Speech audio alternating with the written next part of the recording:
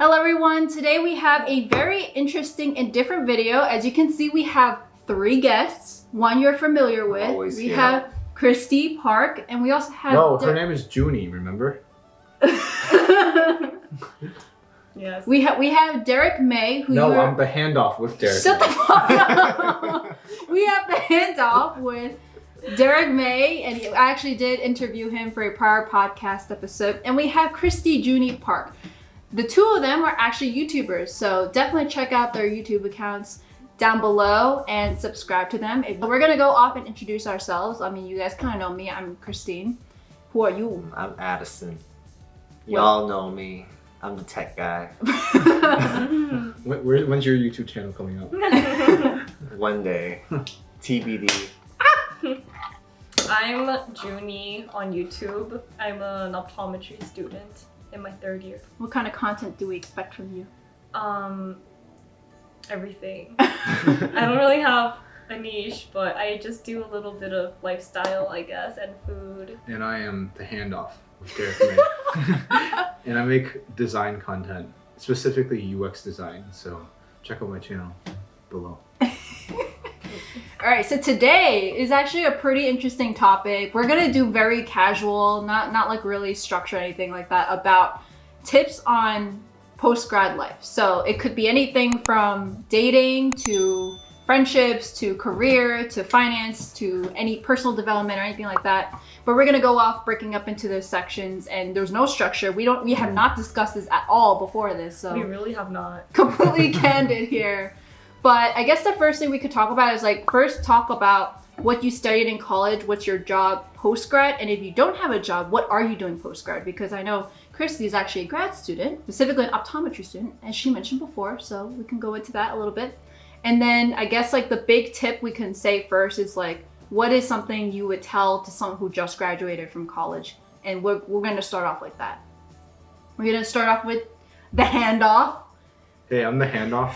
So I met Christine while we were both at BU, and we were in the same business fraternity. But I studied math, computer science, and business. And post-college, I am working as a UX designer at a company. But right after college, I actually worked as a software engineer for around 2 years. So I kind of pivoted and changed careers pretty recent. What would you say is your biggest post-grad tip? If someone were to graduate from college today, what would you tell them? I would say live at home. If you can live at home. We're in this age where I feel like everyone's living at home because of COVID. But I mean, if you're still in a different city from the town you moved out of, you might be renting. And if you still have that good relationship with your parents, you actually save a lot of money after college. And that's something I kind of wish I did more of, because I was kind of moving intermittently between home and also different apartments, living with friends. So I would say that saves you a lot of money. I definitely recommend it if you can deal with your parents. Deal with your parents. I studied biology. Don't do it, but I studied biology, yes. That's it. Wait, so can you tell me why did you decide to study biology? Why did you decide to go into optometry? Well, I always knew that, not always, I liked science, and for some reason I just had this idea that I would pursue something in the science field. Originally I wanted to be a vet for the longest time because I love animals, but I'm not good at taking care of them, so I skirted that idea. And then I happened to shadow an optometrist in college, and I really liked my experience there. I liked what I saw because, she had a good patient to doctor relationship, and it wasn't like the dentist where you're looking at their teeth and they can't even talk to you. And a lot of times they're too scared, and there's a lot of crying people or crying children, and I didn't like that. I liked how it was personable. The doctor seemed personable to the patients. So that's why I decided to do optometry. Okay. My advice is, obviously I want to travel and stuff, but I would rather get all the schooling done as soon as possible. And then once I graduate grad school, then I want to travel. But if you don't really have a clear idea of what you want to do, then gap year is the right option for you. But if I for me, I already knew that I want to go to optometry school, and my grades and all the scores were like adequate enough for me to apply, then I would just do it like once you can. Okay. Because I don't think it's a good use of your time to take an entire gap year. Okay. Yeah. All right. Addison? Oh yeah, so I graduated from SUNY Albany for computer science and mathematics. And so after I graduated, I decided to work at IT first because I want to try out like hardware and stuff instead of just coding because I like to move around. I don't like to sit all day and code. But then after a year and a half, I think, I decided to move on and then try to code more. So it's kind of ironic, but I ended up working as a technology consultant, more on the integration side. So it's as both configuration and coding, which is a good mix. And Accenture. not a lot of moving. Accenture. Also, I did a podcast episode on him too, so definitely check that out as well. Yeah. So what's your biggest post-grad tip? I think Darius is a good one. Like, just staying home because you save money. Because why we want to pay rent already right after college. But also depends like where you are. Like if you have a job lined up already, then yeah, maybe you should take some weeks off to travel. Because when you start working, you might not have as much PTO hours before then. So do what you want before you have a 9-to-5 job. And another thing is, let's see, learn how to cook because Uber Eats and Seamless and wherever you live will have like delivery services, and it's gonna take all your money. Ramen just doesn't cut it post college. That bleep is not good for your body. Agreed. Hey everyone, you guys all know me. If you're new to my channel, I am a technology consultant at Accenture currently, and prior to that, I studied business, concentrating in management information systems, strategy, and finance at BU, actually with Derek, as he mentioned. So my biggest post-grad tip, honestly, is really just don't have the pressure of everyone else on you to live the life you want. So on the contrary of living with your parents, for me, I actually decided not to do that because my family would dictate a lot of my decisions, knowing how they would affect my mental health, my decisions, or even like maybe what I should be doing because, you know, like they're the ones that are paying for a lot of the things I would be doing there. So I ended up moving out. And because of that, I was even able to get 3 cats, which I definitely was not able to do if I were to be staying at home. I know this is just like probably a me problem, but I think it's definitely big for anyone that I know that lives at home is that they have their parents kind of breathing on their necks, saying like, this is what you should be doing. This is what, like, oh, my friend's son is doing this job. Like, why don't you do that instead? Like, you won't get that pressure or that like hassle of dealing with that on a daily basis. So that's just for me. And on the side note, if you are not dealing with that kind of situation in general, like even with your friends, don't compare yourself to your friends. You guys are living different journeys. So you don't want to compare yourself. Otherwise, you're going to be constantly like, oh no, like they already paid off their student loans, or oh no, they already like, they're on their 5th job and they got like a 5-figure, not 5-figure, like a 6-figure salary. So it's like, if you compare yourself, you guys all start differently. So don't do that.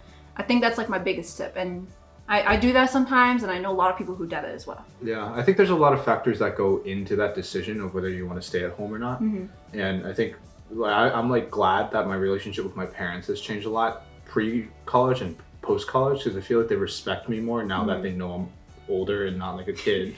So like it just depends on your own like personal living situation. Because if I was like on like the same like room as my parents and like they were like breathing down my neck, I would not want to live at home as much. I think it also because he's from Boston and Boston housing is really expensive. But if you were from like Virginia where housing is not as expensive, then I think that would also change things. But yeah.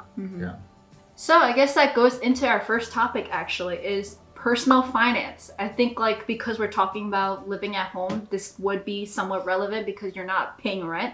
But I guess like we'll start off again with Derek in terms of... I want to go first. Fine, I'll go first then, and then we'll go down, and then each time we'll switch. So the first topic will be on personal finance. So anything that comes into mind about if you had, like, let's say right now there's someone sitting right here. You are someone who just graduated from college. What are some tips that we have, and what are our experiences? So even if we don't have tips, maybe like what were some things that we wish we did better than from our current situation?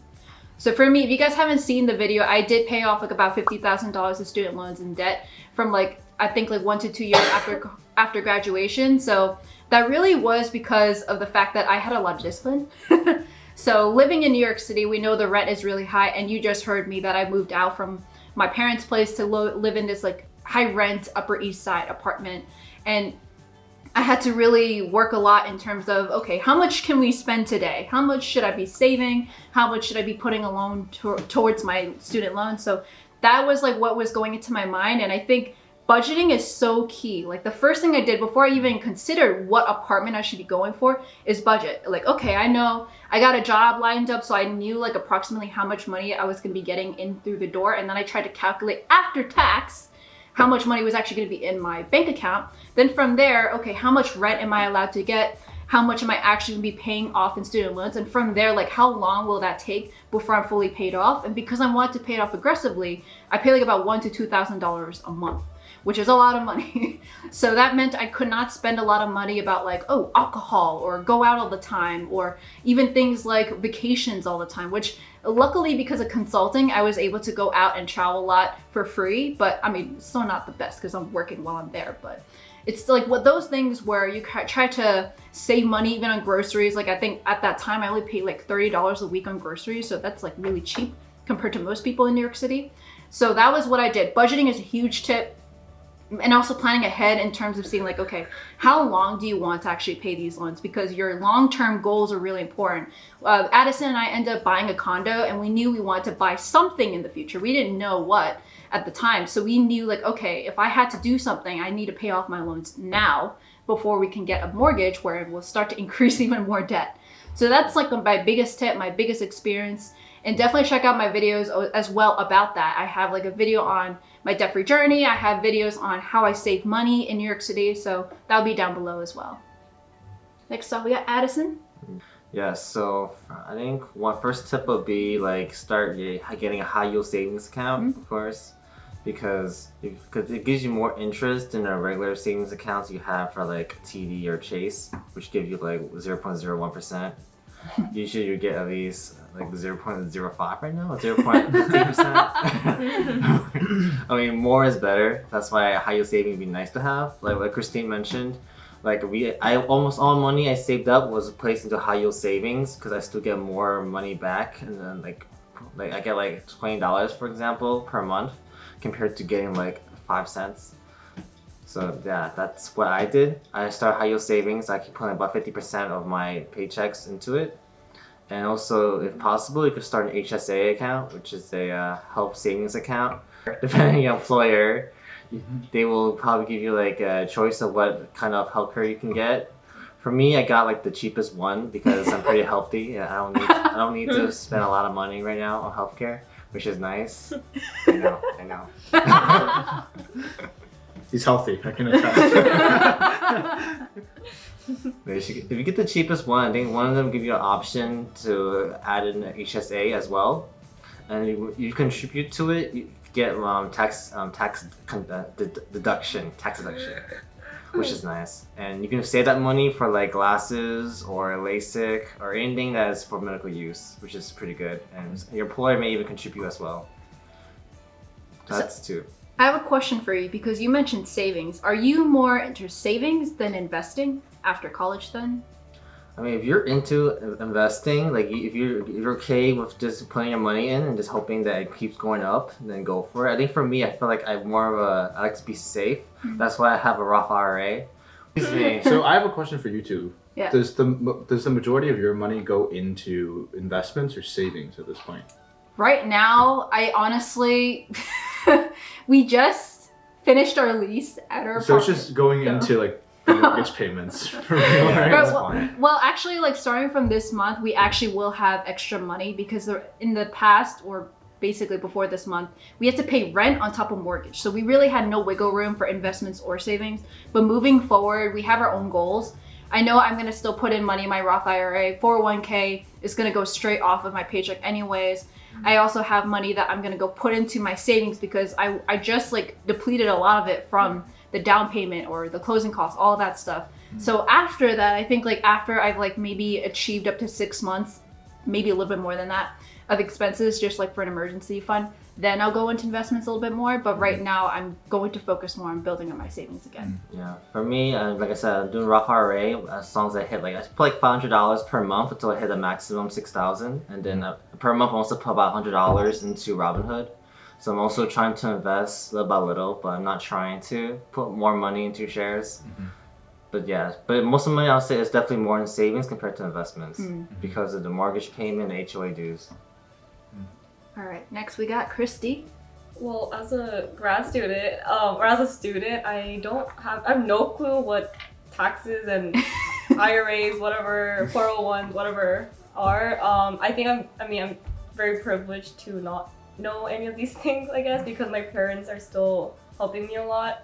But I guess my tip for if you are a grad student, do work study, and especially do the library jobs, because you literally just sit at the front desk. You can study during that time and no one bothers you. It's like you literally get paid to study. So do that. That's my advice. Your school's gonna come for you. I can't say your job now. Well, no, I'm not a library. Not anymore. Yeah, I wasn't. I was a clerk. Oh, Library clerk. clerk. I was a business office clerk, not a clerk. But I was really jealous of all my friends who had library jobs. That was me. I was in college, work study. I did 4 years at a library. It's true though. You just do homework and go on the computer, and then they tell you to scan the book. You just scan it and then put it back. Oh, so lucky. Mine actually required active work the entire time. Well, you worked for Greg, right? Did you? No, work for I Greg? did two. I did one. That was not a work study. It was an internship. Oh. The one I did was events coordinate, like events reservations. Oh, That was yeah, I like remember that. constantly work every freaking hour I was there. The work with Greg, I still had to do things. It's not like I could do homework. Sometimes if I need to study for tests, I could. Yeah, I think that some of your professors are like pretty flexible. I think work study, like depending on the career that you want to get into, some work study jobs actually help build some of the skills that you need when you're actually in the workforce. So one of the work studies jobs I did when I was in sophomore or junior year was like this office job where I was doing like database and like operation stuff. Oh. So it was like Excel stuff, and like I got to learn a lot of macros and learn Excel. But What was also your work like, study job? it was working for like the health graduate program at BU. Okay.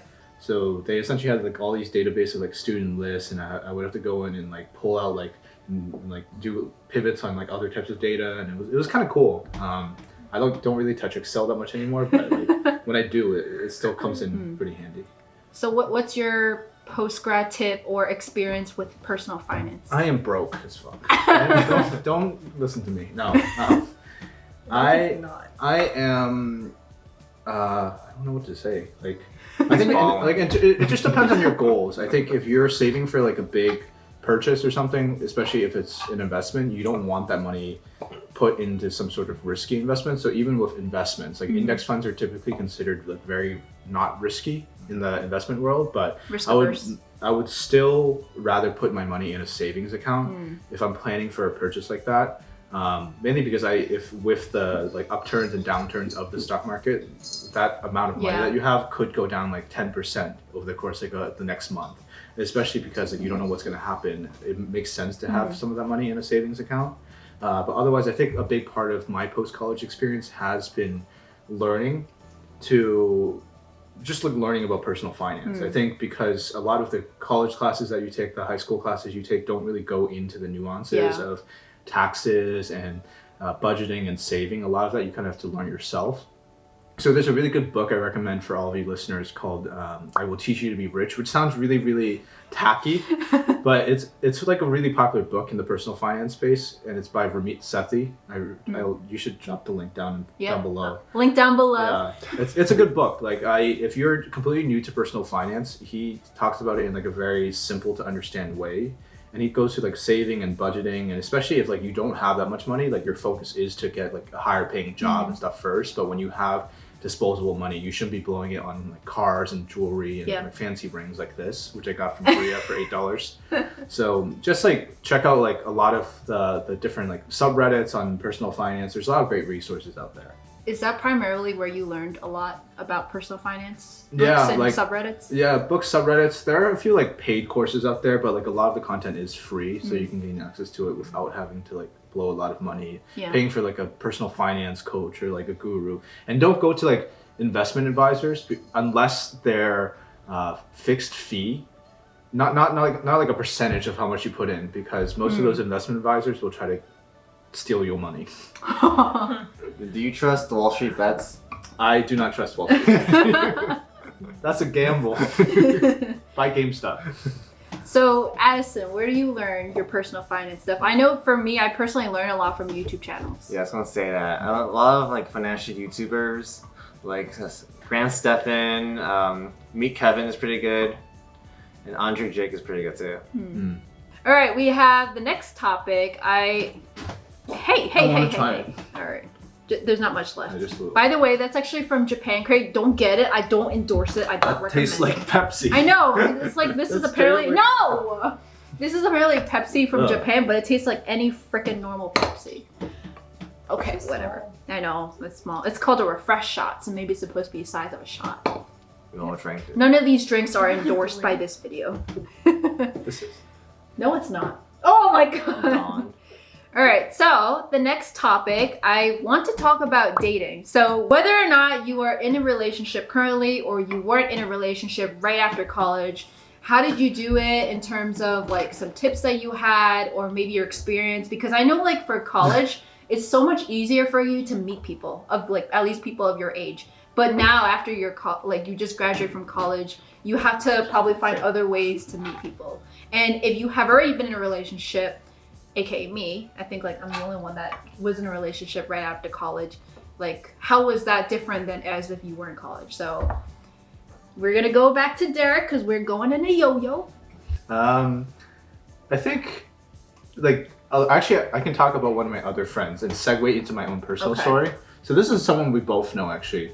Actually, the three of us know. I don't think you know him. But I think a lot of people like throughout college, and it's like the same mindset. Like every time you jump to the next level of your like life or your career, you start thinking about some of these other things, such as like relationships and like purchasing things and things that typically aren't part of your normal experience, maybe growing up. So for example, my parents never let me date in high school. That also because I couldn't get anyone in high school too. But in college, they were more okay with They the worried idea. for nothing. They really worried, literally worried for nothing. But I think once I got to college, they were more open with the idea. So one of my friends, like, he just got a job out of college, and now he's starting to spend more of his time thinking about relationships and stuff like that.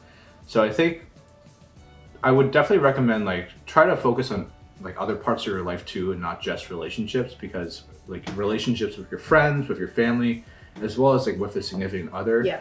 are things that I think you have time to explore over the course of your life. So for me, dating was something that I don't think I like actively like really seeked out that much, but rather I think I wanted to focus more on myself. And that's something I really value in relationships, is finding someone who is okay with you being independent, but also making sure that you're hands off and you can still allow the other person to be themselves as well. So that's something that's really important to me. And I think I'm glad to have found someone who allows me to be independent. You gestured at Addison. No, Yeah, it was exactly. me. That was him.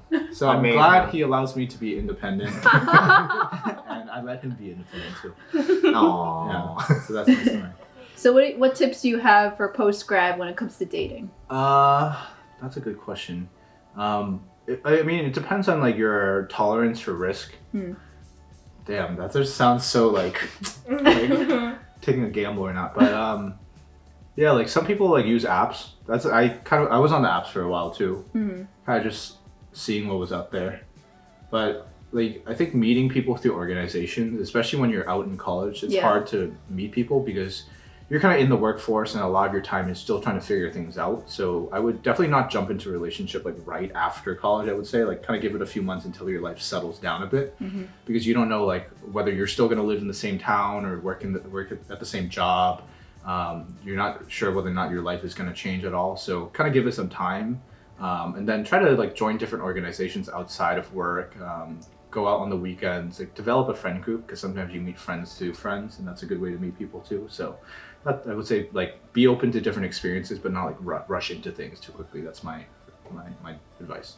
How'd you find those organizations? I didn't even know you. Like, was it like the mentorship thing you talking about? No. It's not mentorships, but rather like if there are like different hobbies or activities that you like being a part of. So yeah, so I would say like there's a lot of organizations that you can like meet people through, and just figure out what your hobbies and activities are, and try to find organizations or like clubs or stuff after work. I don't recommend dating at work. Like that's just weird. So, Have you? no. But I just know people who have, so it's just. Christy? Well, I would say, I mean, because I was a student, I still feel like I'm not completely in the adult life. So I don't think it's like, as a student, it's not as hard to find people to date, because, you know, you can still, there's a lot of in-class dating and mingling around that I've observed. And also, I mean, I moved into a new city. So if you're moving to like a new place, I think that's like a great opportunity for you to just explore. Would you ever date another optometrist? No. Why? I would not want to talk about my job 24/7. That's interesting. Like, Oh. I think it depends on who you are Yeah. and like your perception towards your job, because both of you are consultants working for the same company. So you Same technically area, too. do work together technically, Yeah. but like you like met each other before you work together. So I feel like that's like a different. Yeah, we'll dynamic. get into that in Yeah. our section. All right, next, Ad. Me? Your Let's experience see. with post-grad dating, and then after that, some tips. Well, you know, living in New York is nearly impossible to find people and meetups because there's so many people, and sometimes people just want to talk for like 2 or 3 minutes and then move on. So what I do, first I got a job because I didn't bother looking for anybody or look for friends. I just straight up go online and, you know, just apply for all the jobs I could find. But once I did get a job, I decided to start the dating life, you know, go onto the apps, you know, meet people from there. So that's how I started. And I think I meet up with like 5 or 6 people before Christine. She was the last one. She was the 7th. I don't remember the numbers, but I think it's around 5 or 6. The lucky 7. Okay, So we'll go with 7. what's your tip? My tip is like, as an introvert, I'll say that just, you know, give a lame introduction and see who talks to you, honestly. Oh, that's exactly what happened to me. That's a great segue. So let's say I was actually a junior. It was like the junior to senior year summer of college, and that was when I was in New York City for an internship. So my friends were pushing me to say, Christine, if you know you're gonna stay in New York either after graduation or if you're gonna get a job after graduation in New York anyways, you might as well and see how it works out. So that's exactly what I did. And his introduction was, my name is Addison and I'm from Manhattan. That was it, literally it. He didn't do any like. No, you didn't finish. How No. are you? That's some smooth talking. So my panties just fell down. So that's exactly how he said it. But like the thing is, had it not been my friends to say, Christine, you need to go out of your way and talk to every single person, no matter how lame the introduction was. So I ended up talking to him, and it actually was like a good 2 hours talking about computer science for whatever reason. And you know, like what he just mentioned is like, let's see how we go. Is like an introvert. I guess it just worked. So since then we went on dates, and I think it was like after 4th or 5th date, I had to actually go back to BU because this was during my junior year, summer, whatever thing. So when I went back to college, he was actually still working and he was full-time and everything. So he would take some time off to come see me at BU because I can't go there. Sometimes I do go back like for a break or whatnot, Yes, but I'm the best. in general, like the whole like post-grad dating was not really a thing for me other than like, you know, like maintaining a relationship kind of thing. But it was really just knowing, okay, the planning phase about, okay, I know I'm going to be in New York. I wasn't looking for jobs in anywhere else. If he was still in New York and I was looking at jobs outside of New York, that's where it could get complicated. But I knew that I was going to be in New York. And because of that, I knew like, okay, well, I'm going to be moving into New York City if I got a job in Manhattan, in which I did. And ironically, the reason why I actually like talked to him in the first place was because he was a tech consultant, and that's what I wanted to do. So I reached out. And have bubble tea in my hand. Had bubble tea in his hand, so It that was was really networking as opposed to dating. it was at that truly point. networking. But as he mentioned before, he's doing like IT support. It's not the it's not the most glamorous tech consulting job. It's so. about mostly IT support, but I do consulting also. Some parts of it in the job. So like our dating after college was mostly just me like exploring my like. Wait, I'm not done yet. It was my part. Did my section complete yet? Yes, it is. All I said was I have a late introduction. Yeah, so for me, like dating after college was really just finding my own thing. And the thing is, like, after college, I did not want to make it seem like, okay, I'm finally not doing a long distance relationship with Addison, so all of my time is spent on him. No, it was actually like a good time spent with like my friends, with exploring and talking to my coworkers, hanging out with them. So I made sure that I had a life outside of just with having a boyfriend. And then the whole world's just meshed together when he was looking to jump to another job. So I referred him into Accenture.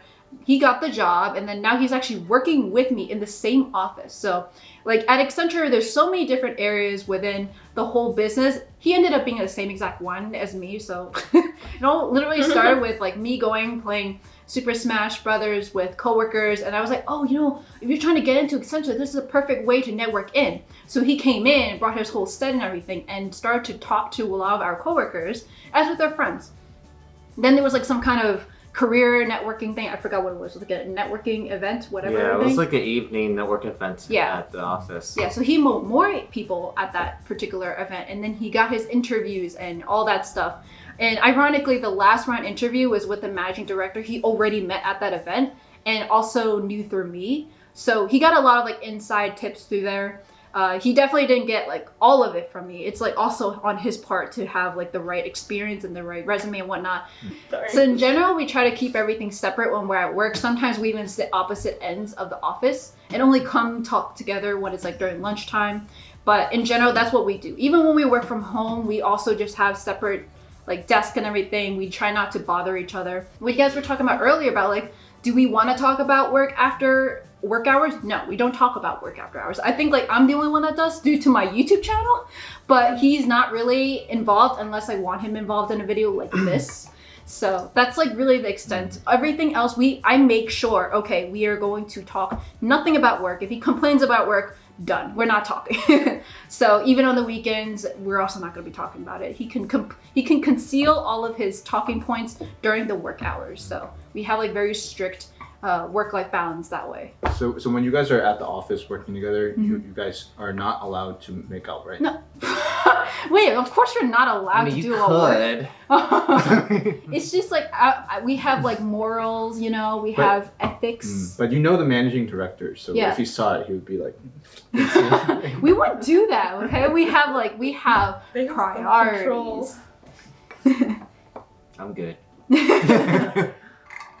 Work is more important. Like people at work do know that we're together, but we don't do any like PDA or Stay away from her, I'd rather not see her, 24 hours. bitch. As you understand. Even Alright. in my sleep. Okay, so I think that's all we have when it comes to relationships post-grads. The next is friendship, which I think is pretty interesting because after college, like friendship is going to be different with like whoever you work with, or maybe like you just don't have this opportunity to work with the people of your same age group. So since we just went in this order, now it's coming back to me. I actually struggled this with a lot. A lot of like what I ended up doing was talk to the same people I met back in college, or maybe through ads, friends of friends. That's what I ended up doing. So I wouldn't say I really grew my friend group. What I did ended up doing though is becoming friends with people at work. So it comes to the point where like maybe we want to do like a dinner party, or maybe we want to do like a July 4th. We would invite some people over. Even when we painted our condo, we actually did invite some coworkers over to help us out. So that's honestly the extent of my friendships. A lot of it elsewhere is really just meeting friends of friends.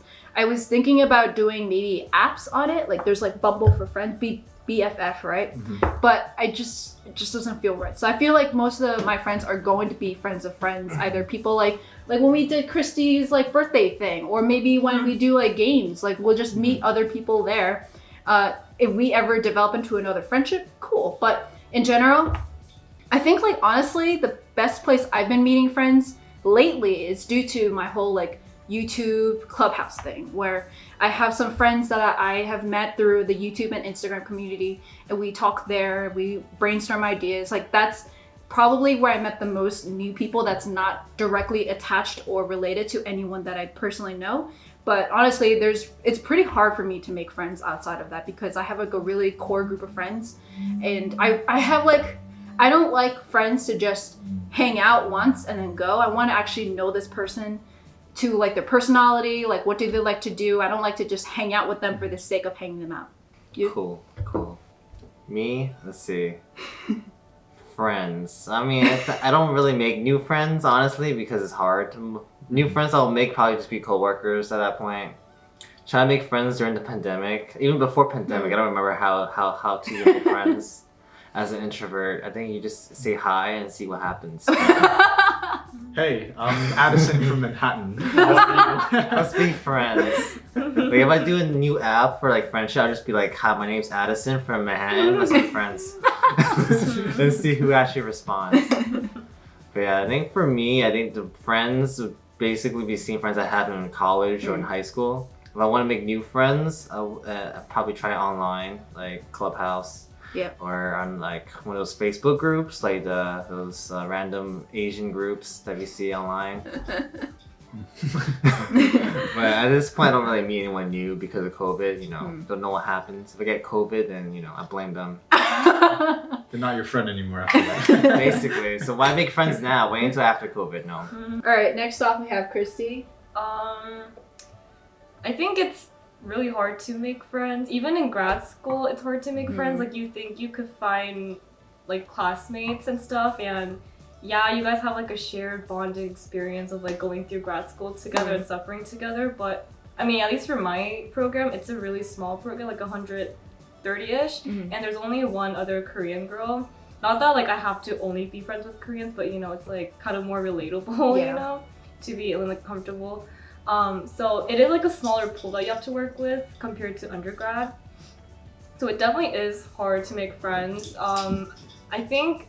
I mean, if you're religious or not religious, like churches are always like good because they're always so welcoming, and there's a lot of like activities afterwards. And that's like a good bonding experience. Yeah, I think you just have to like put yourself out there. Like it is really energy draining to like make friends, but you kind of have to think of in the long run, like, you don't want to be lonely. Like you might think at the moment, like, oh, it's okay if I don't have any friends, but like, if you're gonna be at this one place for a long time, like, it's gonna become lonely if you don't make that effort initially. It's just like the first, like, hump that you have to go over, and then you have to keep making these little hurdles, and then eventually, like, it'll pay off and you'll have someone to talk to. Alright, next up we have Derek. Yeah, I think this is really interesting because everyone talked about it. Like, we're all in our mid-20s right now, and everyone talks about like wanting to find new people, but like the level of effort that you put in it just feels really draining. I think. And like everyone's in the same mindset. It's like I would ideally want to have new friends, but everyone's set in their own they have their own beliefs and like their habits and stuff. And I feel like branching out of that introduces all this like additional complexity where you have to like manage this extra person and get to know them. And I feel like, I don't know, like I personally have a lot of acquaintances and people that I know, but I'm only close with like a very few select people. And I think I've definitely seen that over quarantine, at least over the past year, being able to like figure out who your like closest friends are.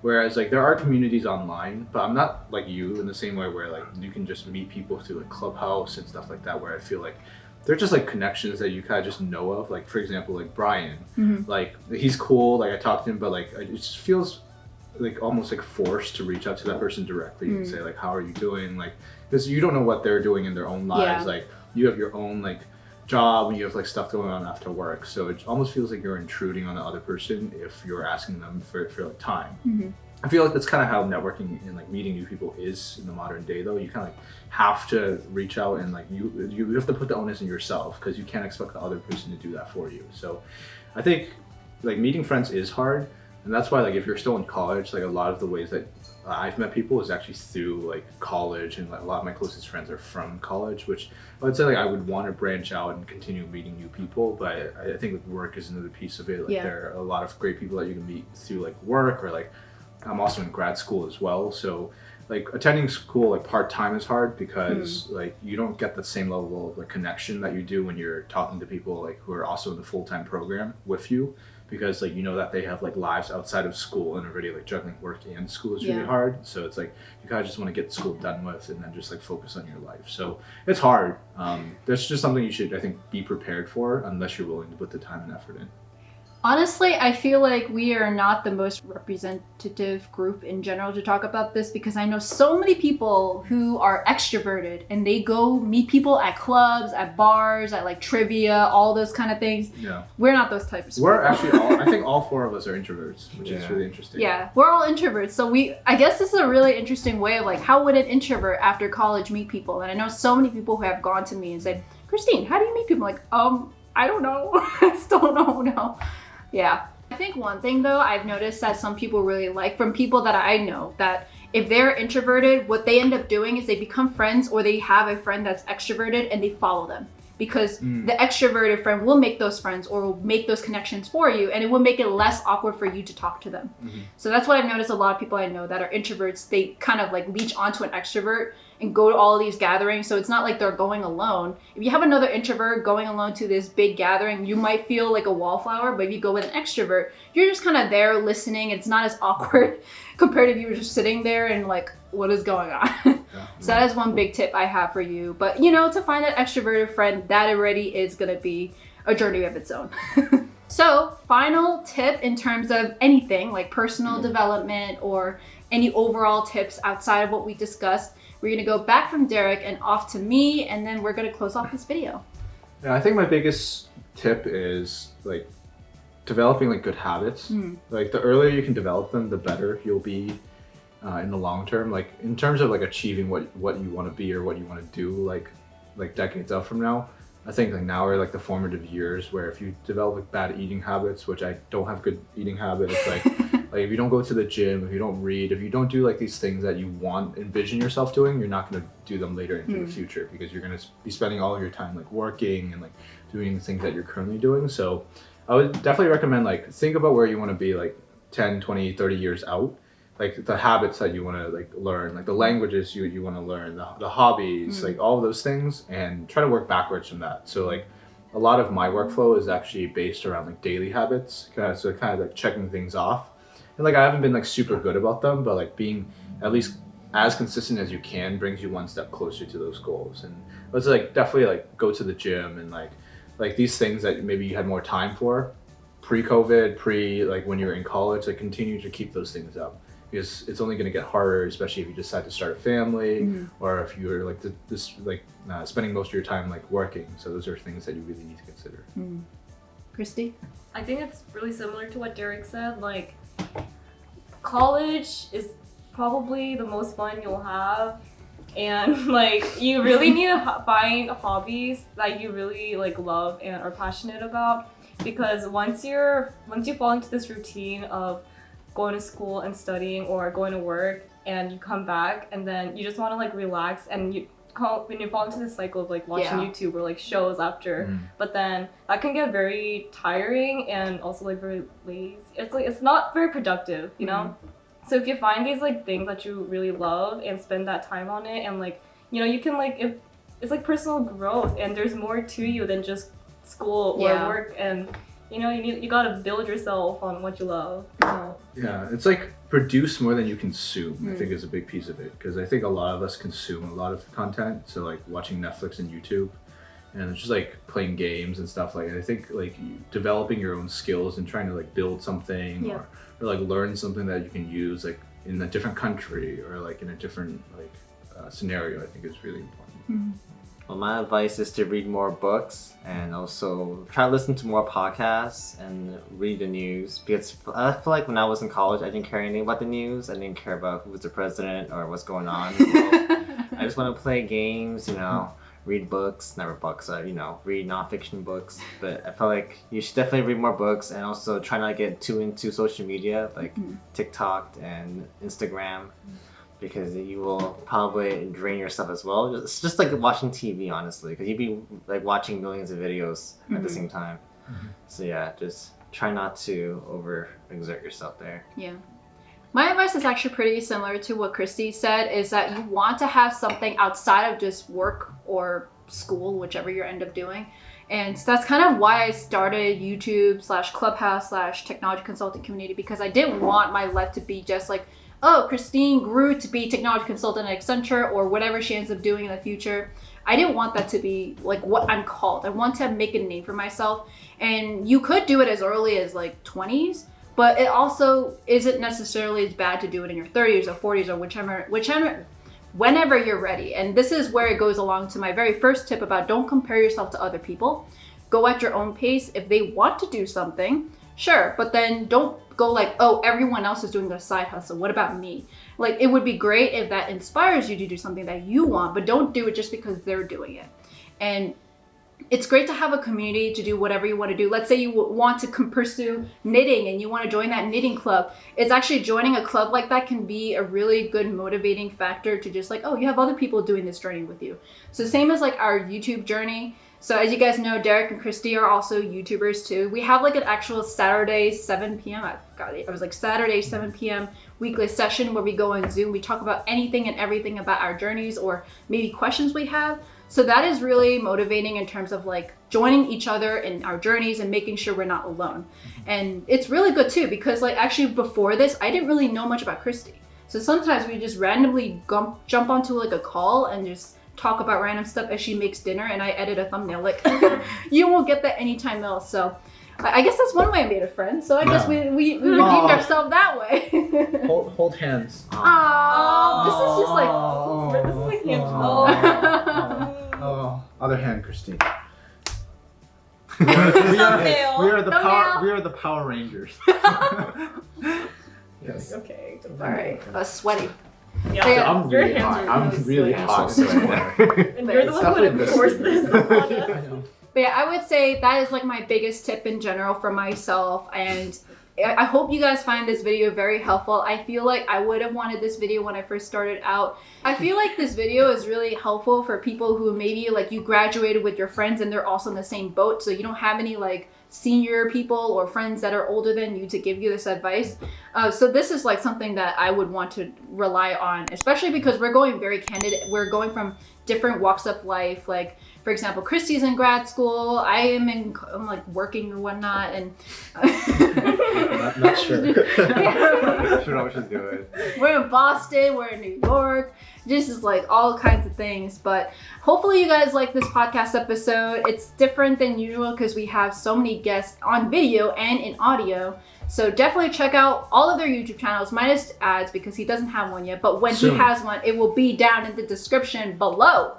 So lastly, do you want to do a last minute promo of your channel? I'm the Handoff with Derek Mei. Check me out. I make videos on UX design. Christy? Hi, I'm Joonie PK, or Joonie. I make random videos. just click and subscribe. It'll be good. Talk about your medium. It's Addison Chen. Write reading articles for people who are starting out coding for Python specifically, and just things that you might be interested in. Lastly, you got Christy Wong, my channel. Subscribe down below if you're interested in tech consulting careers, or anything like that. I also do have a podcast, which is where this will be at as well, which I talk about tech professionals and women of inspiration. So definitely check that down below as well. So thank you guys so much, and see you guys next time. Bye. Bye. Bye.